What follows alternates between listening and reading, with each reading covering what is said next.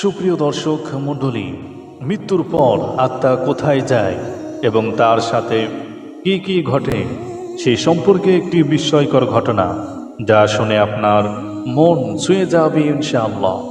তাই ভিডিওটি সম্পূর্ণ দেখবেন। হতে পারে এই ভিডিওটি পাল্টে দিতে পারে আপনার জীবনধারা। একদিন নবী করিম সাল্লাল্লাহু আলাইহি সাল্লামের একজন সাহাবী মারা গেলেন। রাসূল সাল্লাল্লাহু আলাইহি সাল্লাম তিনার জানাজা পড়ালেন। তারপর একদল সাহাবী তাকে দাফন করার জন্য কবরে নিয়ে গেলেন। সবার সাথে আমাদের নবী করিম সাল্লাল্লাহু আলাইহি সাল্লাম তিনিও আসলেন। কবরস্থানে এসে দুইজন সাহাবী কবর খনন করতে শুরু করলেন। সাহাবায়ে কেরাম তিনারা পাশে দাঁড়িয়েছিলেন।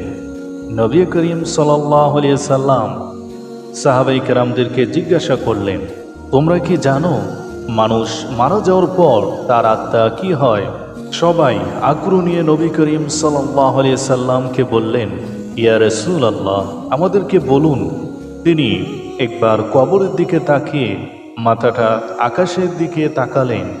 তারপর তিনি বললেন, মানুষ যখন মৃত্যু শয্যায় তখন সে মৃত্যু ফেরেশতাকে দেখে একেবারেই ভয় পেয়ে যায়, কিন্তু যে বিশ্বাসী এবং ভালো মানুষ তাকে মৃত্যুর ফেরেশতা হাসি মুখে এসে সালাম দেন এবং মাথার পাশে এসে ধীরে এবং যত্ন সহকারে বসেন। তারপর সে মৃত্যু ব্যক্তির দিকে তাকিয়ে বলেন, হে পবিত্র আত্মা, তুমি তোমার পালনকর্তার ক্ষমা ও ভালোবাসা গ্রহণ করো এবং এ দেহ থেকে বের হয়ে এসো। মুমিনের আত্মা যখন দেহ থেকে বের হয়ে আসে তখন সে কোনো প্রকার ব্যথা ও বেদনা অনুভব করে না। নবী করিম সাল্লাল্লাহু আলাইহি সাল্লাম ভালোভাবে উদাহরণ দিয়ে বলেন, যেমন মনে করো একটা জগে পানি কানায় কানায় পূর্ণ হয়ে যাওয়ার পর উপর থেকে এক ফোঁটা পানি যেমন নিঃশব্দে উপর থেকে নিচে নেমে আসে, ঠিক তেমন নীরবে এবং কষ্ট ছাড়াই আত্মাটি তার দেহ থেকে বের হয়ে আসে। সে সময় দুইজন অন্য ফেরেশতা বেহেশত থেকে খুব সুগন্ধি মাখা একটা নরম সুতার সাদা চাদর নিয়ে আসেন এবং তার আত্মাটিকে সেই চাদরে পেঁচিয়ে আকাশের দিকে নিয়ে যান। তারা যখন আকাশে পৌঁছেন তখন অন্য ফেরেশতারা ওই আত্মাটিকে দেখার জন্য এগিয়ে আসেন। কাছে এসে সবাই বলেন, সুবহানাল্লাহ, কত সুন্দর আত্মা, কি সুন্দর তার ঘ্রাণ। তারপর জানতে চান এ আত্মাটি কার? উত্তরে আত্মা বহনকারী ফেরেশতা বলেন, ফুলান ইবনে ফুলান, যার অর্থ অমুকের সন্তান অমুক। বাকি ফেরেশতাগুলো আত্মাটিকে সালাম দেন। তারপর আবার জিজ্ঞেস করেন, উনি কি করেছেন? ওনার আত্মা এত সুগন্ধি কেন? তখন আত্মা বহনকারী ফেরেশতাগণ বলেন, আমরা শুনেছি মানুষ নিচে বলা বলি করছে, উনি একজন ভালো মানুষ ছিলেন, আল্লাহর ভালো বান্দা ছিলেন, মানুষের অনেক উপকার করেছেন। নবী করিম সাল্লাল্লাহু আলাইহি সাল্লাম সাহাবায়ে কেরামদেরকে উদ্দেশ্য করে বললেন, সাবধান, এ কারণেই বলছি তোমরা মানুষের সাথে কখনো খারাপ ব্যবহার করবে না। তুমি মারা যাওয়ার পর মানুষ তোমার সম্পর্কে যা যা বলবে সেই আত্মা বহনকারী ফেরেশতারা আকাশে গিয়ে ঠিক একই কথা অন্যদেরকে বলবে। এই কথা বলে নবী করিম সাল্লাল্লাহু আলাইহি সাল্লাম একটু চুপ করলেন এবং কবরটার দিকে একটু দৃষ্টি দিলেন। এরপর আবার বলতে শুরু করলেন, এই সময় মানুষ যখন পৃথিবীতে মৃত্যু ব্যক্তিকে কবর দেওয়ার জন্য গোসল দিয়ে প্রস্তুত করবে, তখন আল্লাহ রাব্বুল আলামিন আত্মা বহনকারী ফেরেশতাদেরকে বলবেন, যাও, এখন তোমরা এই আত্মাকে তার শরীরে দিয়ে এসো।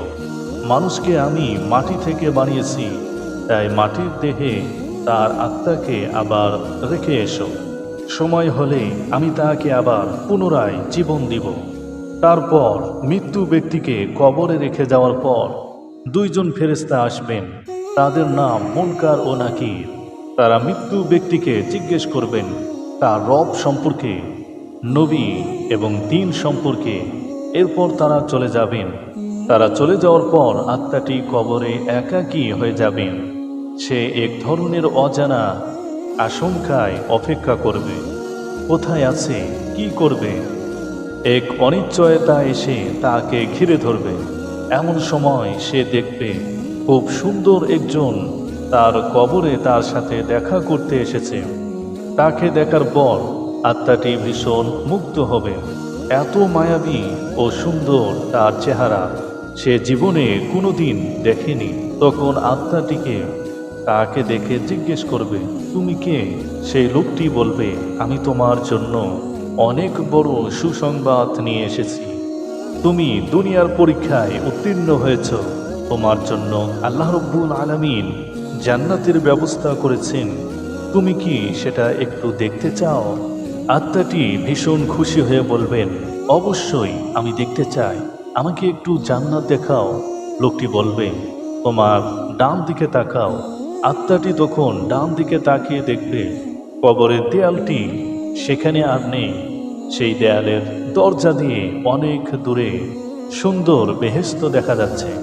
বেহেশতের এই রূপ দেখে আত্মাটি অনেক মুগ্ধ হবে ও প্রশান্তি লাভ করবে এবং সে সেখানে যাওয়ার জন্য অস্থির হয়ে লোকটিকে জিজ্ঞেস করবে, আমি সেখানে কখন যাব, কিভাবে যাব? তখন লোকটি বলবেন, যখন সময় হবে তখন তুমি সেখানে যাবে ও থাকবে। আপাতত শেষ দিবস পর্যন্ত তোমাকে অপেক্ষা করতে হবে। তবে ভয় পেও না, আমি তোমার সাথেই আছি।